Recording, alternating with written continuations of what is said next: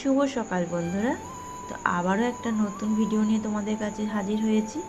তো আমি টুম্পা, আমার ব্লগে তোমাদের অনেক অনেক স্বাগত, অনেক অনেক ভালোবাসা নিয়ে আজকে আরও একটা নতুন ব্লগ তোমাদের সঙ্গে শেয়ার করছি।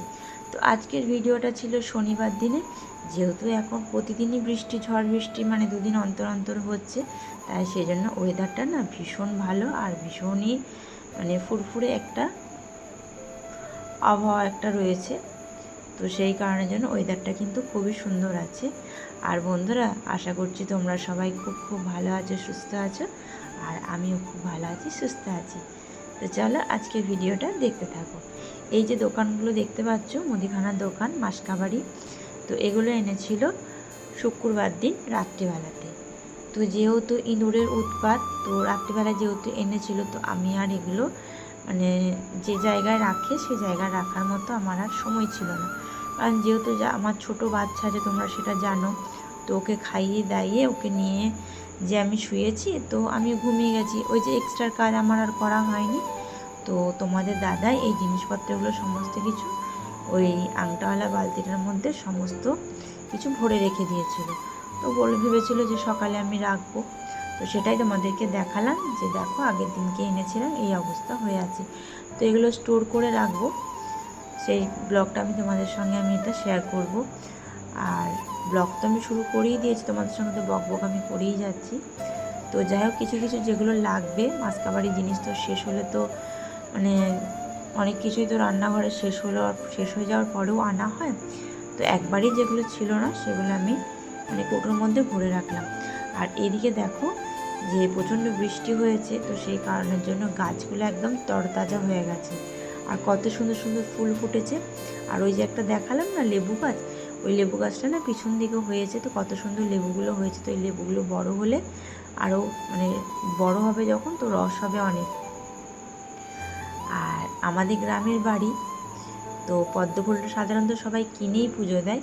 তো যেহেতু আমাদের এটা গ্রাম, তো সেই কারণের জন্য পদ্ম ফুল আমাদের এই পাশেই আছে, বিরাট বড় পুকুরের মধ্যে অনেক অনেক পদ্ম ফুল আছে। তো সেটা তোমাদের সঙ্গে আমি একদিন শেয়ার করব।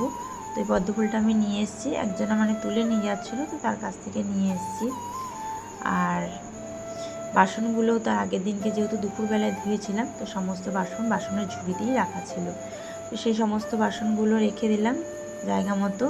ওগুলো যেহেতু সকালবেলাতে আবার লাগবে, তো সেই কারণের জন্য সমস্ত বাসন, আর বাসনের তাকটা না আগের দিনকে যেহেতু একটু ঝড় হয়েছিল, তো সেই কারণের জন্য একটু ধুলো হয়ে গেছিলো। তো সেই জন্য ভালো করে মুছে আবার জায়গা মতো সমস্ত বাসনগুলো গুছিয়ে রেখে দিলাম। আর তোমাদেরকে ওই যে মাসকাবাড়ি জিনিসের সঙ্গে একটা হলুদ রঙের বাটি দেখালাম না, ওই বাটিটা না ধূপের সাথে ফ্রি দিয়েছে। কি সুন্দর না বাটিটা! আমার ওই একটু বেসন টেসন মাখতে ওটাই করে নিয়ে সুবিধায় বেশ হবে। তো তারপর এদিকে দেখো জামা কাপড় সমস্ত কিছু কেচে কিন্তু ছাদের মধ্যে আমি মেলে দিলাম। তারপর রান্নাবান্না তো প্রায় মোটামুটি কমপ্লিট হয়ে গেছে। তো রিসোনার জন্য একটা মাছ দিয়ে ওর জন্য একটা পাতলা করে আলাদা করে ঝোল করেছিলাম। তো সেই কারণের জন্য সেই ঝোলটাই মানে আমার রিসোনাকে একটু ভাত দুপুরবেলাতে একটু চটকে তো খাওয়াতে হবে, তো ওকে খাইয়ে দিলাম। তারপর এদিকে দেখো আমি গ্যাসটা মুছে নিচ্ছি, আর একটু পোস্ত বাটতে হবে।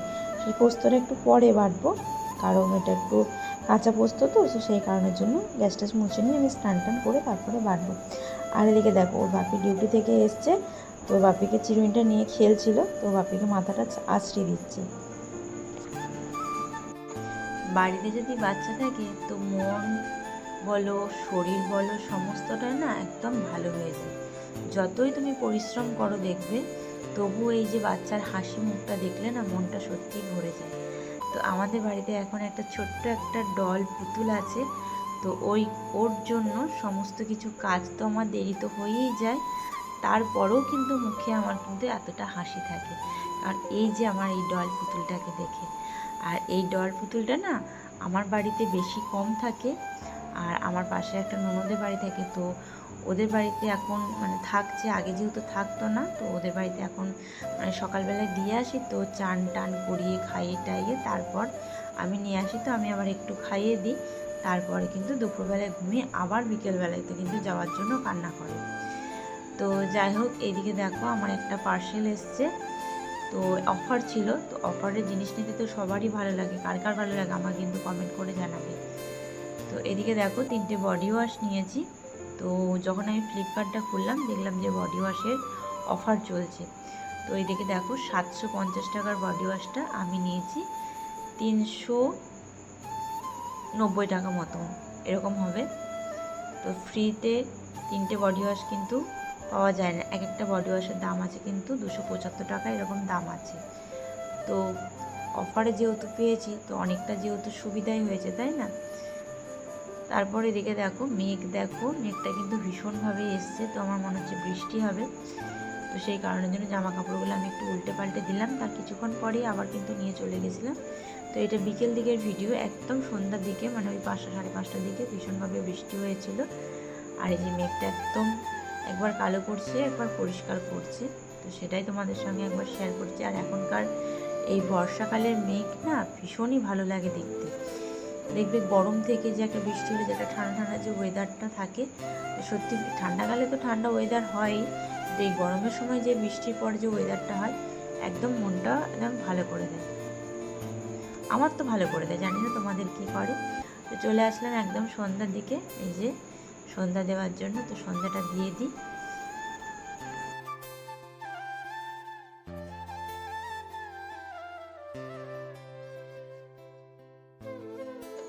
তো সন্ধ্যা টন্ধ্যা দিয়ে একদম চলে আসলাম রান্নাঘরে টিফিন বানানোর জন্য।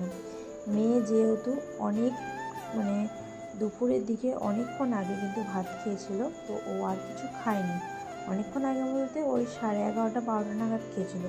এখন যেহেতু অনেকটা সন্ধ্যা হয়ে গেছে, তো ও এই যে এরকম খাবার খেতে চাইছিল, বলছিল যে একটু চাউমিন করে দাও। তো আমার তো শরীরটা বেশ ভালো লাগছিল না আর করতে ইচ্ছেও করছিল না। তো ভাবলাম যে ওকে একটু এগরোলের মতো আর কি করে দিই। এগরোলের জোগাড় সেরকমভাবে ছিল না, সস বা এরকম কিছুই ছিল না, শুধু টমেটো কেচাপ সস দিয়ে আর একটু পেঁয়াজ কুচিয়ে লঙ্কা কুচিয়ে আর ডিম দিয়ে ওকে ওই একটা এগরোলের মতো বানিয়ে দিয়েছিলাম। বলছিল কিন্তু যে ভালো হয়েছে। তো যা একটাই করেছিলাম, শুধু ওর জন্যই করেছি, আমাদের জন্য কিন্তু করিনি। আমাদের জন্য বলতে খালি আমি, যেহেতু ওর তো বাপি খাবে না। তারপর এদিকে দেখো আমার রাতে কিন্তু রুটি বানানো হয়ে গেল, রুটি করেছিলাম আর একটু আলু ভেজেছিলাম। তো এই হচ্ছে রাতের খাবার। আর এই যে চলে আসলাম রিসোনাকে একটু ওই রুটির ওপরের যে পাতলা ছালটা হয় সেটা একটু দুধে ভিজিয়ে ওকে খাওয়ানোর চেষ্টা করি। তো সব কিছু দেওয়ার চেষ্টা করি, তোমাদেরকে বলেছি সব রকমই ওকে বাড়ির খাবার দেওয়ার চেষ্টা করি। বাড়ির খাবারের মতো কোনো কেনা খাবারে বাচ্চাদের গুণ কিন্তু নেই।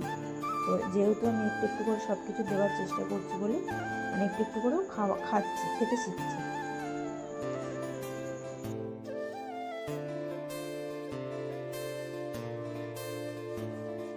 আর ওকে টেবিলে বসে খাওয়ানোর না কারণ আছে। ওকে যদি তুমি নিচেতে বসে খাওয়াও ও কিন্তু পালিয়ে যায়, মনে করে আমি ওকে আর ধরতে পারবো না। তো এরকমটাই করে। তো টেবিলে বসে থাকলে এক জায়গায় বসে থাকবে, আর সেই কারণের জন্য ওকে টেবিলটায় বসে খাওয়াচ্ছি, কারণ যেহেতু আর কোনো দিকে যেতে পারবে না।